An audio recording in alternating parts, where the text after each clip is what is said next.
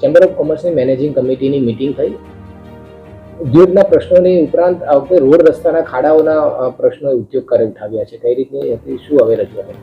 દર્શકભાઈ, તો નિખિલ મદ્રાસી, પ્રમુખ ધ સદન Gujarat chamber of commerce and industry.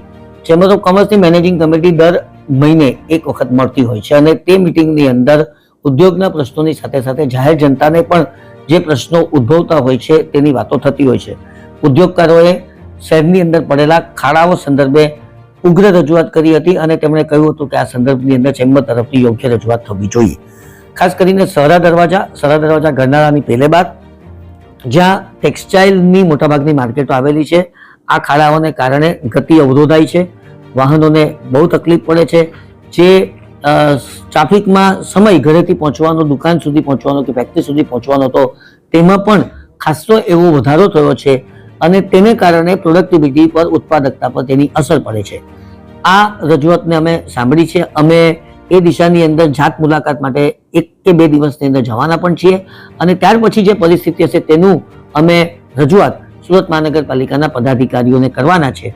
ટૂંકમાં ચેમ્બર માત્ર ઉદ્યોગના પ્રશ્નો નહીં પરંતુ સામાન્ય પ્રશ્નો, જનતાના પ્રશ્નોને લઈને પણ આગળ વધી રહી છે એવું મારું માનવું છે.